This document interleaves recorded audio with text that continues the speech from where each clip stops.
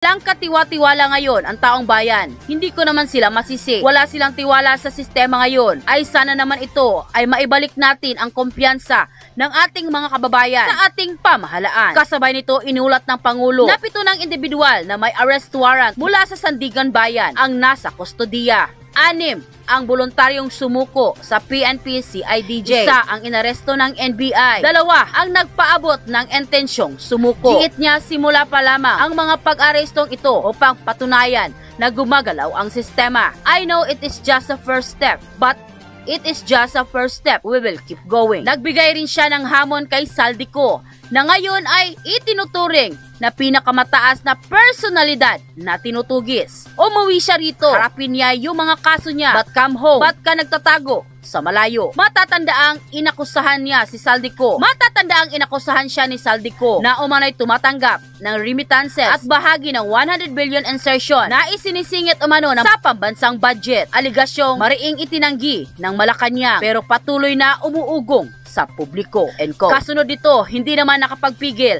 si Representative Kiko Barsaga na bumelta at tahasang sinagot si Bongbong Marcos na tila sampalin ng katotohanan. Ayon pa sa kanya, and I quote, siya ang mastermind. Ito ang matapang na pahayag ni Congressman Kiko Barsaga matapos ilabas ni Marcos Jr. ang panibagong video report nitong November 24 kung saan inulat ng Pangulo na 7 sa mga personalidad na may warrant of arrest sa flood control anomaly ang nasa kustodiya na ng autoridad. Sa video, sinabi ni Pangulong Marcos Jr. na ilang akusado ang nahuli ng NBI. Ilan ay voluntaryong sumuko at 2 pa ang nagpaabot na magpapasaklolo sa CIDJ. Sa kabila nito, mayroon pang 7 na nanatiling at large kabila ang ating kongresistang si Saldico. Sinagot ito ni Kong Barsaga nang walang paligoy-ligoy. Hindi sapat ang pagdakip sa mga kontraktor kung ang pinakaugat ng anomalya ay nasa itaas pa rin. Si Marcos ang mastermind. Kahit ilang contractors ang ikulong nila, mananakawan ulit tayo habang nasa Malacanang yan. Wala pang tugon ng palasyo kaugnay sa pahayag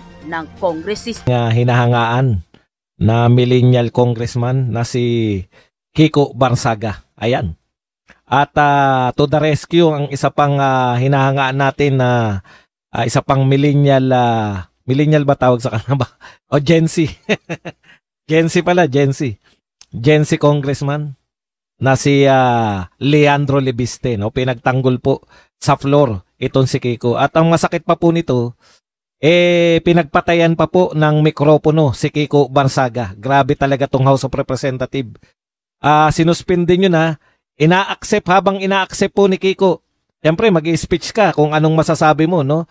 Habang ina-accept po ni Kiko yung kanyang suspension, akalain po ninyo na sinuspindi. Sinuspindi. Inano yung mikropono? Pinagpatayan pa po ng mikropono. Grabe talaga dyan sa House of Representatives. Antitindi ng mga tao dyan. Yan po ang mga pag-uusapan natin. At saka si Kiko di pala. Inamin, no? Kung bakit sila nagrarally. Galit pala yan kay Sara Duterte. Kaya pala ang gusto. Gen Z sila, ayan. Kaya pala ang gusto ni gusto nila mapag-resign si Sara Duterte. Pero yun yung nagrarally kayo dahil ayaw nyo lang. Ayaw lang ng mga Aquino kay Sara Duterte. Okay, yan po mga pag-uusapan natin. Pero bago yan, kung bago ka pa lang dito sa ating channel, mag-subscribe ka na. Dahil ito lang ang tanging channel na may kinikilingan, may pinapanigan, una sa balita, huli sa impormasyon, kaya ano pang hinihintay nyo? Pindot na, okay. Pag-usapan natin, no? Siguro mas maganda, pakinggan natin yung ano yung naganap, no? Dito sa floor. Dito mahaba po tong speech nito, bakit po tinanggal si Kiko Barsaga para ma-shortcut na lang po at doon na po tayo sa hatol. Pero ito po yung naging kasi pagkatapos po nito, magbobotohan po sila. Pagkatapos po na speech na to, at ito po ang boto. Inadapt po, kasi ito ay committee. Committee on, anong tawag dito? Si Abalos po, yung nagbasa, na nirecommend ng committee, ng ethics committee, suspendin si Barsaga ng 60 days. No? So, ito po ang naging botohan. 249 lawmakers voted in favor of adopting the committee report. 5 voted against it and 11 abstained. Tambak po. Talagang matindi to. At ang malupit pa nito, mamaya makikita nyo po kung paano pagpatayan po ng mikropono. Ito po yung mga inilatag nilang dahilan bakit sinuspindi nila si Kong Kiko. Isa una, ito po, uy, thank you very much kagad. Naku, ang dami kagad nagpakape. Intindi nyo naman, di pa ako nakakabuelo, may pakape na agad. Thank you very much po kay Kulongski na paulan kagad ng 500 pesos. Maraming salamat sa iyo, Kulongski. Yan. At syempre,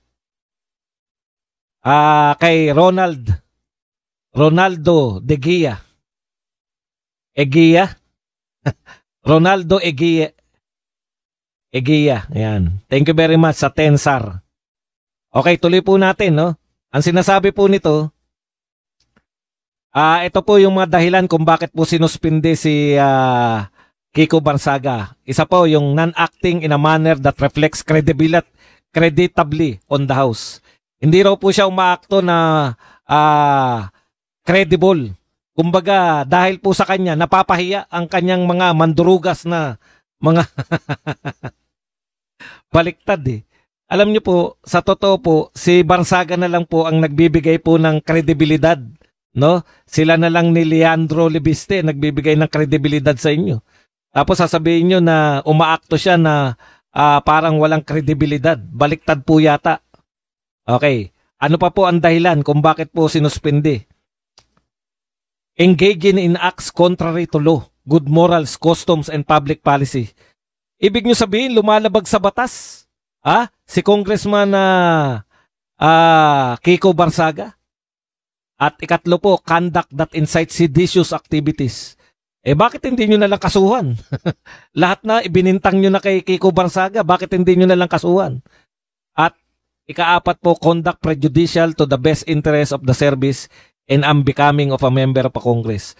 Alam nyo po, mas maganda po yung mula po sa yung pagtatanggol po ni Leandro Libiste mamaya. Mapapakinggan nyo po, paparinig ko po sa inyo. Mas maganda po na sila na lang po, yung mga batang congressman na lang po ang pakinggan natin. At tinitiyak ko po sa inyo na talagang masusulitan po yung mga bumoto sa mga congressman na to, mga batang congressman, masusulitan po kayo. Yan lang po ang matitiyak natin. Pakinggan na po natin. Ito po si yung suspension po, yung formal na suspension at yung speech na hindi natuloy ni Kong Barsaga dahil pinagpatayan po siya ng mikropono. This deliberate choice to retain certain lewd, unprofessional, and inappropriate photos clearly shows bad faith. Respondent's conduct simply does not reflect the kind of principles and ideals the public expects of a public official, particularly a member of the House of Representatives. Mr. Speaker, after a thorough deliberation on the case, the committee finds that the actions of Rep. Barsaga in posting incendiary social media content through his Facebook accounts and in retaining and failing to remove publicly viewable, inappropriate, and indecent photos to be unparliamentary and unbecoming of a House member, taken in their entirety, the actions of Rep. Barsaga bring contempt, discredit, and disrepute to the name of the House of Representatives. His actions reflected negatively upon the dignity, integrity, and reputation of the House of Representatives. Antindi oh. Yung action daw po ni Kiko Barsaga ay nakakawalang dignidad. Talaga. Higit pa sa pagnanakaw ng mga congressman. Antindi nyo. Nakakawala daw po ng dignidad sa mga magnanakaw na congressman yung ginagawa ni Kong Kiko. Anak ng tinapay yung mga magnanakaw na congressman. Ay mas importante pa. Mas pinahalagahan nyo pa yung dignidad. Ang ginagawa po ni Kong Kiko, nilalantad niya po yung mga pinagagawa nyo sa Congress at saka yung ginagawa ng gobyerno natin sa mga Pilipino. Antindi. Talaga, ang nakakawala ng dignidad ng mga congressman yung ginagawa ni Kong Kiko. Ibig sabihin, ngayon lang po naging congressman yan eh. Ibig po sabihin, bago po siya naging congressman. Yung kayong mga sa Congress, kagalang-galang kayo. Kasi, sinasabi nyo na nakakawala ng dignidad yung pinagagawa ni Kiko. Ibig sabihin po, ang taas-taas ng tingin sa inyo. First time congressman, kung hindi ako nagkakamali, first time congressman. So, ibig sabihin, lahat ng mga congressman, bago po si Kiko Barsaga, ay napakataas po ng inyong dignidad. Hindi, tuloy po natin. As an institution of the members of the House individually and collectively. Consequently, the committee finds Respondent Representative Kiko Barsaga of the 4th District of Cavite guilty of disorderly behavior by violating Section 141A Rule 20 Okay, natuklasan po nila na they find Kiko Barsaga guilty. Guilty po sa ginawa nilang investigasyon. Sige, tuloy natin. of the Rules of House of Representatives, or C of RA 6713, or the Code of Conduct and Ethical Standards for Public Officials and Employees, and by engaging conduct unbecoming of a member of the House, and recommends the imposition of the penalty of 60 days suspension from office without the benefit of salaries and allowances during the period of suspension, with a stern warning that repetition of similar misconduct will result to a more severe disciplinary action. Suspended po ng 60 days itong si Congressman Kiko Barsaga dahil daw po sa mga pinagagawa niyang pagpo-post ng mga makatotohanan na post dyan po sa kanyang Facebook page. Grabe po. Sige, tuloy natin. In addition, Mr. Speaker, the committee recommends that the respondent Barsaga be directed to remove all 24 social media posts subject of this case within 24 hours from adoption of this report in the plenary. Mr. Speaker, let this be a reminder to all the members of the House of Representatives that as trustees of the people, we are expected to conduct ourselves in a manner that would reflect the dignity of our position in society and in public service. Let us be more circumspect in our acts and words and be mindful of the high standards of propriety required of us as legislators. Maraming salamat, Mr. Speaker. Tandaan nyo po yung sinabi niya. Ha? Ulitin lang natin ng konti. Representatives. Mr. Speaker, after a thorough deliberation on the case, the committee finds that the actions of Rep. Barsaga in posting incendiary social media content through his Facebook accounts and in retaining and failing to remove publicly viewable, inappropriate, and indecent photos to be unparliamentary and unbecoming of a House member, taken in their entirety, the actions of Rep. Barsaga bring contempt, discredit, and disrepute to the name of the House of Representatives. His actions reflected negatively upon the dignity, integrity, and reputation of the House of Representatives as Dignity and reputation. Yung action daw ni Barsaga ay nakakasama sa dignidad at reputasyon. Alam nyo po, eto magtapatan na po tayo mga congressman. Ang reputasyon po ninyo at dignidad nyo po, hindi po nakasalalay sa mga pinopost ni Kiko Barsaga sa kanyang Facebook. Ang inyo pong reputasyon kaya po nasisira ngayon dahil sa pinagbibintangan po na yung mga pinuno ninyo, partikular si Martin at saka si Saldico, ay kasama o mga mastermind ng pagnanakaw sa gobyerno. At mga kapwa nyo congressman ay tinataguri ang kontraktor. Yan po ang nakakababa ng inyong dignidad at reputasyon, hindi po yung pinopost ni Kiko Barsaga. Nagpost lang eh. Kayo po ang pinagbibintangan ng mga magnanakaw. Bagamat hindi ka kasama Abalos, hindi ko alam kung first timer din to si Abalos. Hindi ka pa naman nasasama dyan. Yung mga master mo dyan sa Congress, sila yung pinagbibintangan na pinaka utak ng pagnanakaw. Doon kayo nasisira, hindi yung reputasyon nyo nasira ni Kiko Barsaga. Kahit wala si Kiko Barsaga, sira ang reputasyon nyo dahil kayo ang pinagbibintangan na mga nagnakaw ng pondo ng taong bayan. An institution of the members of the House individually and collectively. Consequently, the committee finds respondent Representative Kiko Barsaga of the 4th District of Cavite guilty of disorderly behavior by violating Section 141A Rule 20 of the Rules of House of Representatives, or C of RA 6713, or the Code of Conduct and Ethical Standards for Public Officials and Employees, and by engaging conduct unbecoming of a member of the House. Ito tandaan nyo sabi niya conduct unbecoming of the member of the House. Mamaya po yung gagawin nila kay Kiko Barsaga, yun ba ang conduct ng isang mabuting congressman? And recommends the imposition of the penalty of 60 days suspension from office without the benefit of salaries and allowances during the period of suspension, with a stern warning that repetition of similar misconduct will result to a more severe disciplinary action. In addition, Mr. Speaker, the committee recommends that the respondent Barsaga be directed to remove all 24 social media posts subject of this case. Kita mo mga diktador, inuutusan nyo, yun po personal niya po yun, hindi po nyo official yan. Personal po niya na Facebook page yung pinatatanggal ninyo. Yung Facebook po hindi po pag-aari ng gobyerno, personal po yan. Na pag-aari o page po yan ni Congressman Kiko Barsaga, hindi po yan page ng Republika ng Pilipinas. Kaya nakikita nyo na po kung saan po papunta yung ating kung saan po papunta tong gobyerno na to. Tuloy natin, Abalos. within 24 hours from adoption of this report in the plenary. Mr. Speaker, let this be a reminder to all the members of the House of Representatives that as trustees of the people, we are expected to conduct ourselves in a manner that would reflect the dignity of our position in trustee of the people in a manner with the dignity. Tignan nyo po gagawin nila mamaya kay Congressman Barsaga.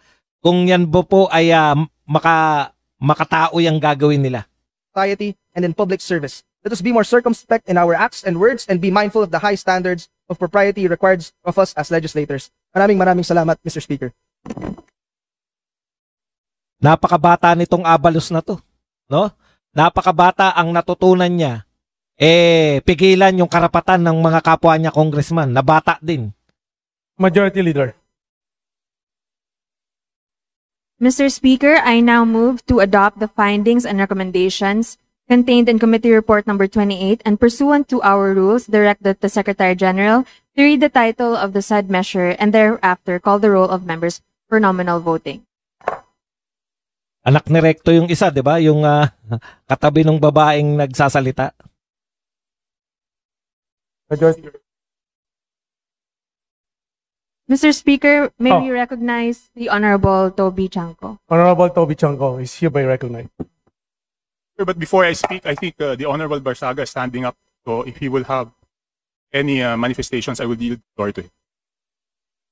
Majority. Tignan nyo po binigay po ni Toby Chanco yung floor kay Kiko Barsaga. Okay, malinaw po yan Mr. Speaker, may we recognize Honorable Kiko Barsaga. Honorable Kiko Barsaga is hereby recognized. Pakinggan nyo po, nirecognize po si Kiko Barsaga. Ibig sabihin, hindi po siya nang agaw ng mikropono, hindi po siya lumabag sa anumang batas dyan sa Kongreso. Nirecognize po siya nung speaker, nung tumatayong speaker, no? Kaya po, dapat, pag nire-recognize ka, pwede ka pong magsalita. Yan po yan no? Di ba? Okay, nirecognize ka, nasa iyo yung mikropono, dapat pakinggan ka ng mga kapwa mo congressman. Yan po yung sinasabi ninyong asal na makatao. Yan yung may dignidad. Tignan nyo po, panoorin nyo po kung anong gagawin nitong mga makataong congressman, mga may dignidad na congressman at mga congressman na sumusunod sa kung ano pa man ang sinusunod nila. Okay, testing. Hindi po nagnakaw ng mikropono ulitin ko po, hindi po siya nagnakaw ng mikropono, siya po ay nirecognize nung speaker. Pinagsasalita po nila ang kapwa nila congressman. Pakinggan nyo. I wholeheartedly accept the decision of the committee, but I maintain my stance that President Marcos must be held accountable for his crimes. Too many people have died and too much money was plundered from the Filipino people for us to stand down now. Tignan nyo, natataranta na ibang mga congressman.